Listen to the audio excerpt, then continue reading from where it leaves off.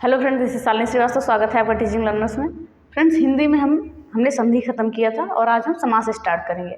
उसके अलावा आपकी वीडियो की पत्र लेखन की भी क्लास चल रही है, जो पत्र लेखन से आपके क्वेश्चन पूछे जाते हैं। पत्र लेखन हो गया, संक्षेपण हो गया, महत्वपूर्ण शब्दावलियाँ हो गई, तो उसकी भी एक क्लास आ चुकी है, तो उसको देख लीजिएगा। वो इंपॉर्टेंट आपके बन सकते हैं, उसमें से हर हाल में क्वेश्चन पूछे ही जाएंगे। ओके, तो आज हम पढ़ेंगे समास। और ये जो हिंदी की क्लास है, ये आपके किसी भी एग्जाम में अगर हिंदी आती है तो उसके लिए बहुत इंपॉर्टेंट है।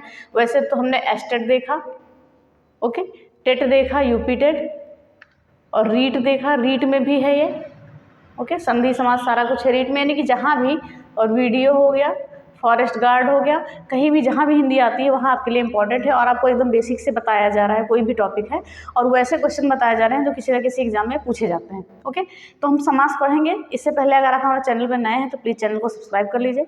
और सबसे पहले हम देखते हैं समास को। तो आइए सीधे हम देखते हैं।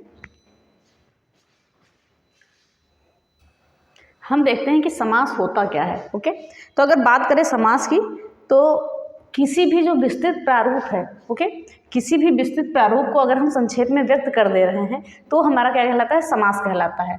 और समास से अगर शाब्दिक अर्थ पूछें तो शाब्दिक अर्थ होता है इसका संक्षेपीकरण।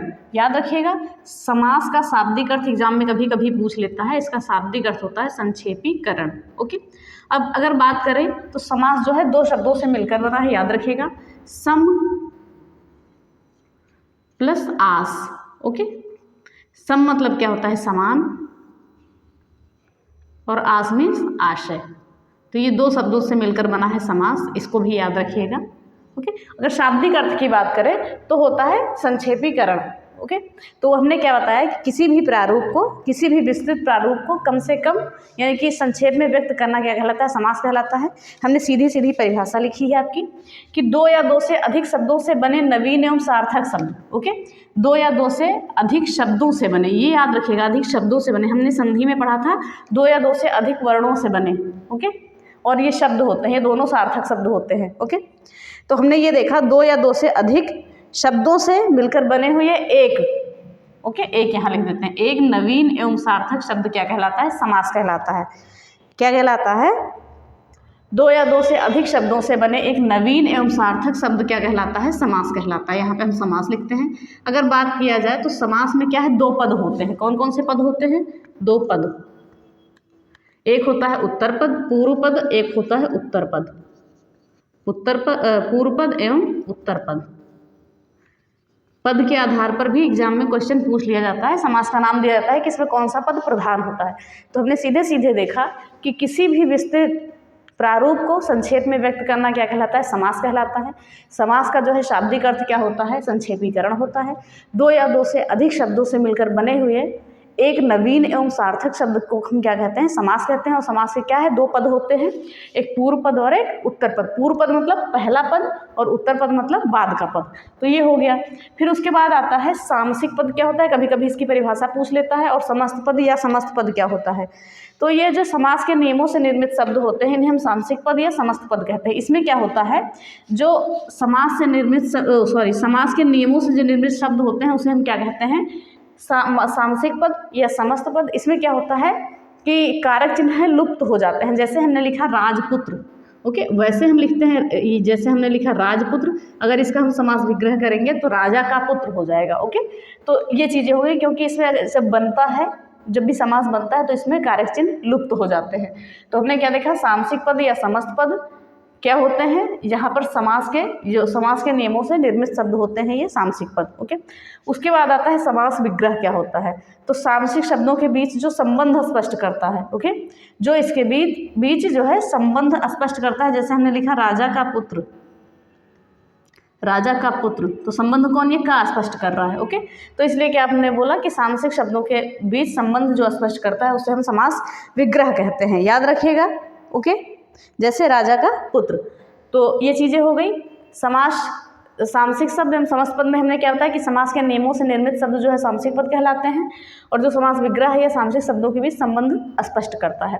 आगे बात करें कि समास के प्रकार कितने होते हैं। ओके, समास के अगर हम प्रकारों की बात करते हैं तो ध्यान से देखिएगा। अगर पूछा जाए मूल, मुख्य या प्रधानता के आधार पर समास के प्रकार को पूछा जाता है तो चार प्रकार होते हैं केवल। ओके, कौन कौन से होते हैं? मुख्य, मूल, मुख्य, प्रधानता के आधार पर अगर पूछा जाए समास के प्रकार तो 4 प्रकार होंगे। अगर कुल भेद पूछा जाए, कुल भेद, कुल प्रकार पूछा जाए, कुल भेद या कुल प्रकार, तो 6 होता है। क्योंकि हमने यहाँ पे 4 क्यों कहा? क्योंकि यहाँ पे देखिए अव्ययी भाव समास, तत्पुरुष समास, तत्पुरुष समास के अंतर्गत 2 समास आते हैं, उनको हम यहाँ पे काउंट नहीं करते हैं। ओके, तो ये चीज़ें हो गई। और द्विगु समास और बहुब्रीहि समास, और इसमें हम सारे समासों को लिखते हैं। चलिए हम आगे के पेज में देखते हैं। तो ये जरूर याद रखिएगा, एग्जाम में पूछा जा सकता है कि मुख्य, मूल या प्रधानता के आधार पर समास के प्रकार कितने होते हैं? तो 4 होते हैं। और कुल भेद समास के कितने होते हैं? 6 होते हैं। इन चीज़ों को याद रखिएगा। ओके, चलिए हम आगे देखते हैं। हम देखते हैं समास के प्रकार, यहाँ पे लिखते हैं समास के प्रकार। ओके, तो पहले हमने लिखा अव्ययी भाव समास, अव्ययी भाव समास। फिर हमने लिखा तत्पुरुष समास,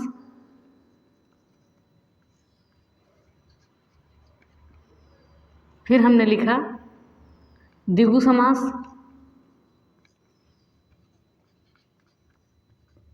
और फिर हमने लिखा बहुब्रीहि समास।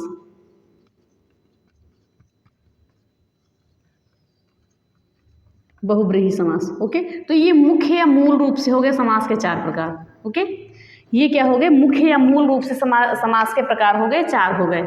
अगर हम बात करें कि कुल समास के प्रकार कितने होते हैं, तो हमने अव्ययी भाव देखा, फिर तत्पुरुष समास के 2 भाग हमने देखा, यहाँ पे किया। तो पहला हो गया कर्मधारय समास, कर्मधारय समास,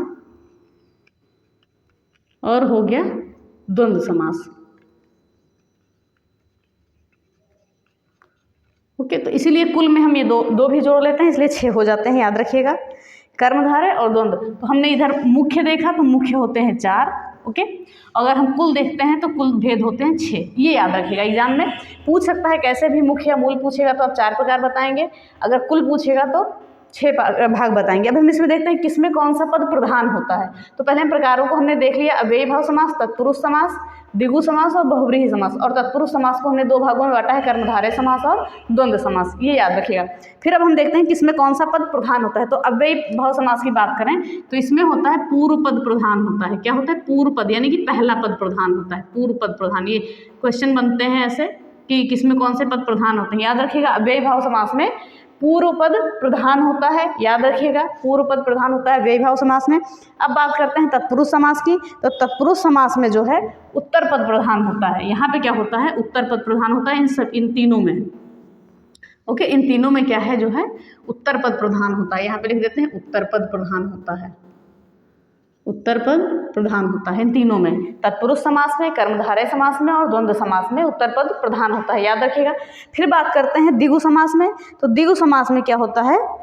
सॉरी, द्विगु नहीं, यहाँ पे द्वंद्व रहेगा आपका, द्विगु यहाँ रहेगा। सॉरी, ये गलती हो गई एक चीज़, ये द्विगु यहाँ पे आपका रहेगा और ये द्वंद्व समास है आपका, द्वंद्व। ओके, तो इसके लिए सॉरी, यह कंफ्यूजन हो गई थी। तो अव्ययी भाव समास में पूर्व पद प्रधान होता है, तत्पुरुष समास में और कर्मधारय और द्विगु समास में क्या होता है? उत्तर पद प्रधान होता है। और द्वंद्व समास की बात करें तो इसमें क्या होता है? दोनों पद प्रधान होते हैं। द्वंद्व समास में दोनों पद प्रधान होते हैं, दोनों पद। ओके, और बहुब्रीहि समास में करें तो कोई अन्य पद प्रधान होता है, कोई अन्य पद। ओके, तो चलिए हम एक बार और देखते हैं। समास के प्रकार मुख्य मूल रूप से 4 प्रकार के होते हैं, अव्ययी भाव समास, तत्पुरुष समास, द्वंद्व समास और बहुब्रीहि समास। और तत्पुरुष समास को हमने 2 भागों में बांटा, कर्मधारय समास और द्विगु समास में। ओके, और द्विगु समास संख्यावाची होता है, याद रखिएगा। और फिर हम देखा अव्ययी भाव समास में पूर्व पद प्रधान होता है, तत्पुरुष समास में कर्मधारय और द्विगु में क्या होता है? उत्तर पद प्रधान होता है। और द्वंद्व समास में जो है दोनों पद प्रधान होते हैं। और बहुब्रीहि समास में क्या है? कोई अन्य पद प्रधान होता है, याद रखिएगा। थोड़ी सी गलती हो गई, इसके लिए बहुत बहुत सॉरी। ये द्विगु और द्वंद्व में कन्फ्यूजन हो गई थी, तो हमने अब सही लिख दिया है, सही नोट करिएगा। चलिए अब हम देख लिए, अब पहले समास पे आते हैं, अव्ययी भाव समास पे। ओके, तो हम देखते हैं पहला समास क्या है? अव्ययी भाव समास। तो अव्ययी भाव समास में क्या होता है? इसमें जो होता है प्रथम पद प्रधान होता है, तो यानी पूर्व पद या प्रथम पद हम कह सकते हैं, तो पूर्व पद ही लिखते हैं।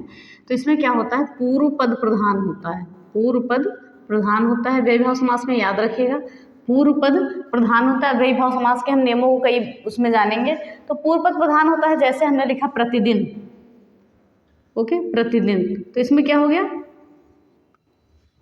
तो पहला पद इसका प्रधान है। तो इन सब चीज़ों को देखिएगा, ऐसे सीधे इसमें एग्जाम आपका सीधे सीधे शब्द दे देगा, पूछ लेगा इसमें कौन सा समास है, तो ज़्यादा आपको डीप में पढ़ने की जरूरत नहीं है।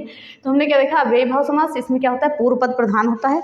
जैसे हमने क्या देखा, भरपेट देखा, रातों रात देखा, तो इस सब भरपेट, रातों रात, तो ये क्या हो गया, ये व्ययभाव समास हो गया। अब हम देखते हैं व्ययभाव समास कैसे बनते हैं, कैसे हम पहचानेंगे कि व्ययभाव समास कौन सा है।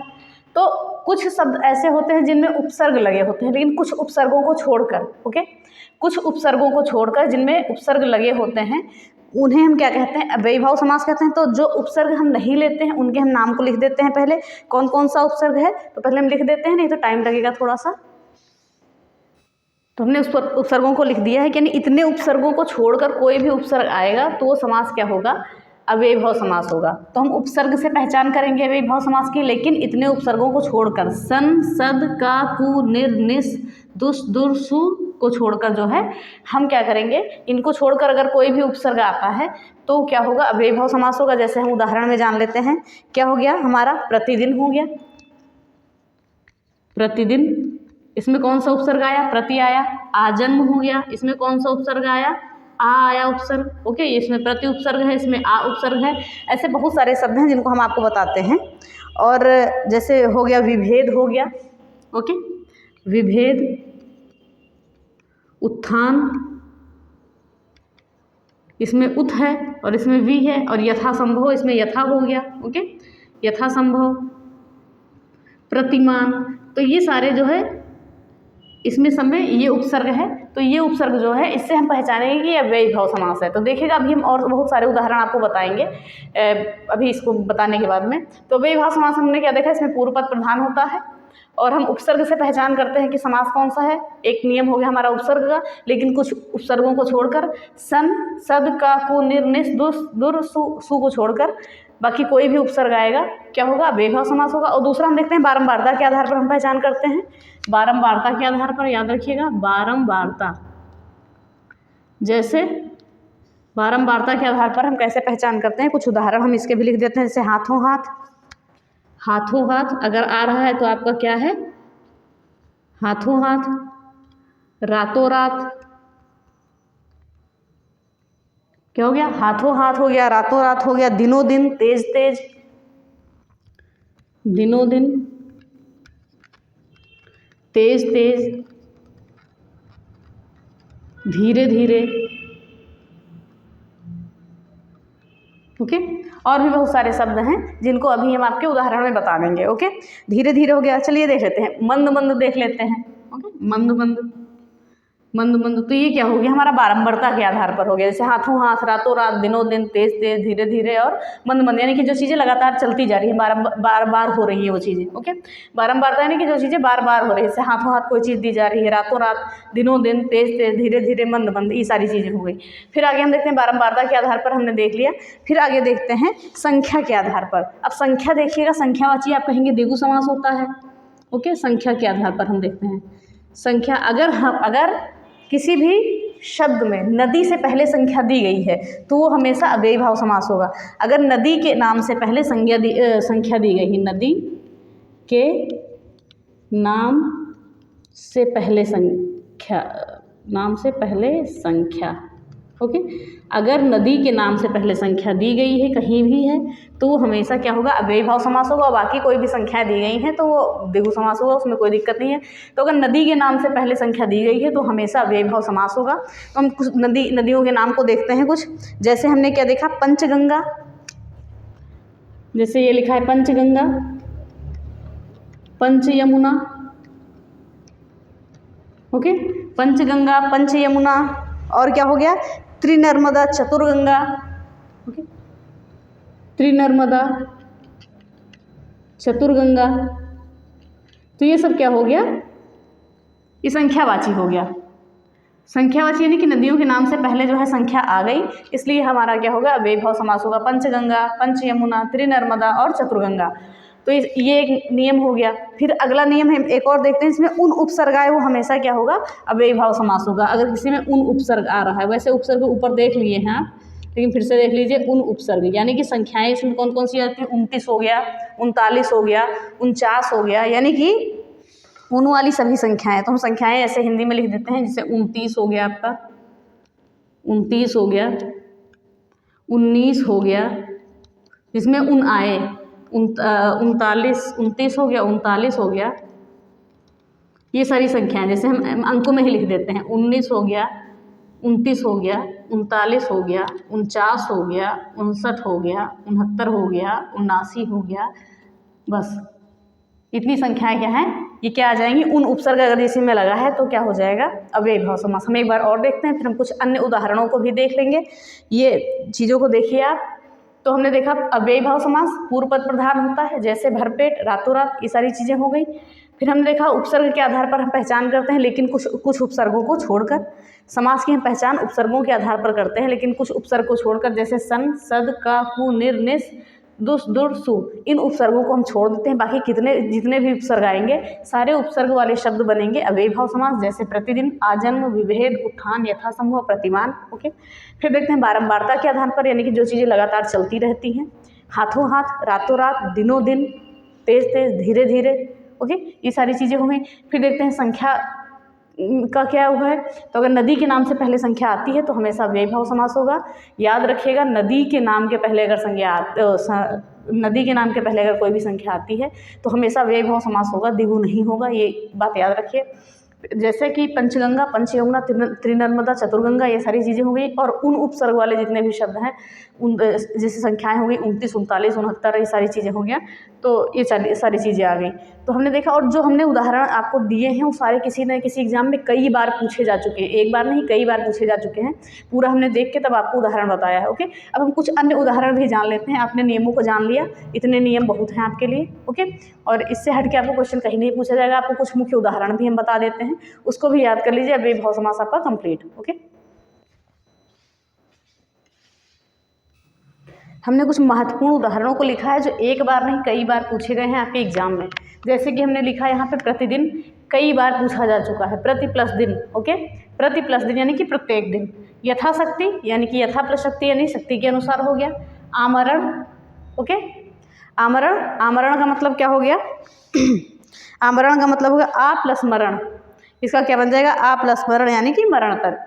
अनुरूप यानी किसी के अनुरूप। यथाक्रम यानी क्रम से। भरपेट यानी कि पेट भर। और फिर आकंठ, यथासंभव, बेफायदा। ओके, भाग भाग, आजन्म, आजीवन, प्रत्यक्ष, प्रत्युपकार, परोक्ष, बेखटके और प्रत्यंग। तो इसमें जो आपका ये है यथाशक्ति, पता नहीं कितनी बार पूछा जा चुका है आपका। आजन्म बहुत ही बार पूछा गया है। ओके, बहुत ज़्यादा बार पूछा गया एग्जाम में। और बाकी सारे आपके एक एक दो बार पूछा। अभी हाल ही में प्रत्यंग ये 2000 लोअर पीसीएस के पेपर में 2019 में हुआ है, जो लोअर पीसीएस या कोई भी पीसीएस का पेपर हुआ था उसमें ये प्रत्यंग पूछा गया है। ओके, हम देखते हैं इसमें प्रतिदिन उपसर्ग आ रहा है, प्रति, यथासंभव यथा उपसर्ग आ रहा है, आमरण में आ उपसर्ग, अनुरूप अनुपसर्ग, यथाक्रम यथा उपसर्ग, भरपेट, आकंठ में आ उपसर्ग, यथासंभव में यथा, बेफायदा में बे उपसर्ग, भागम भाग ये बारंबारता प्रकट कर रहा है, भागम भाग लगातार काम चल रहा है। आजन्म आ उपसर्ग है, आजीवन में भी जीवन से यानी। ओके, आ उपसर्ग है, प्रत्यक्ष में प्रति उपसर्ग है, प्रत्युपकार में भी प्रति उपसर्ग है, परोक्ष, बेखटके, ये भी इंपॉर्टेंट है, याद रखिएगा, प्रत्यंग। इसमें जितने भी उदाहरण आपको बता दिए हैं हर हाल में किसी न किसी एग्जाम में पूछे ही गए हैं, इनको नोट करिएगा। इसी में से पूछे जाते हैं ज़्यादातर, इससे अलग अव्ययी भाव समास में आपका नहीं पूछता है। और एक नहीं, ये सब तो उदाहरण कई बार पूछे जा चुके हैं, तो हमने वहीं से निकाला है कि जो कई बार आपके पूछे गए हैं वही सारे क्वेश्चन निकाले हैं। तो ये उदाहरण देख लीजिए आप। आपका अव्ययी भाव क्या हो गया, कंप्लीट हो गया, अपने नियमों के साथ कंप्लीट कर लिया। कल हम पढ़ेंगे तत्पुरुष समास, और भी जितना कंप्लीट कर पाएंगे उतना कंप्लीट करेंगे। एक दो वीडियो लाएंगे क्योंकि ज़्यादा लंबी वीडियो नहीं लाना चाह रहे हैं, तो आप एक ही एक कंप्लीट करिए, लेकिन अच्छे से करिए। ओके, तो ये अव्ययी भाव समास खत्म होता है। समास की क्लास यहीं पे खत्म होते हैं। आप हमारे टेलीग्राम आईडी जो है हमारी teaching learners by Shalini Shrivastava, तो इसको ज्वाइन कर लीजिए। इस पर आपको क्लास की नोटिफिकेशन मिल जाएगी, और जो है क्लास से रिलेटेड आपको संधि के क्वेश्चन डाल दिए गए थे, वो भी देख लीजिएगा। Teaching learners by Shalini Shrivastava. अब आप बताइए, इसको PDF फॉर्म में डाला जाए या फोटो में ही डाला जाए, तो ये बताइएगा। Teaching learners by Shalini Shrivastava. Okay, तो ये हो गई हमारी टेलीग्राम आईडी। और इंस्टाग्राम आईडी आपकी है टीचिंग लर्नर शालिनी, इसको भी ज्वाइन कर सकते हैं, फॉलो कर सकते हैं, टीचिंग लर्नर शालिनी। हमें कोई भी क्वेश्चन पूछना हो तो आप पूछ सकते हैं। ओके, तो ये होगी टेलीग्राम आईडी, ये होगी इंस्टाग्राम आईडी, तो देख लीजिएगा और ज़रूर बताइएगा कि आपको PDF फॉर्म में क्वेश्चन चाहिए या फोटो में चाहिए। तो अव्ययी भाव समास हो, इसी के साथ क्लास हमारी समाप्त होती है। अधिक से अधिक शेयर करिए और पढ़ते रहिए, पिछली वीडियो भी पढ़ते रहिए, करंट की भी आपकी PDF प्लेलिस्ट बनी हुई, और सुपर टेट की वैकेंसी की योगी जी ने शायद घोषणा कर दी है, तो हो सकता है कि आ जाए वैकेंसी, तो लगे रहिए, तैयारी करते रहिए। और जो भी आपके हाथ में है, जो भी आपका सब्जेक्ट आप कमांड है, उसको तो अच्छे से करिए ही, लेकिन जो अधिक सब्जेक्ट वाले, जो अधिक नंबर वाले सब्जेक्ट हैं, उनको तो एकदम से बढ़िया कर लीजिए, उसके बाद बाकी लगा रहेगा। ओके, तो चलते हैं। तो प्लीज़ चैनल को अधिक से अधिक शेयर करें, लाइक करें, सब्सक्राइब करें, बेल आइकन दबाना ना भूलें। धन्यवाद, जय हिंद।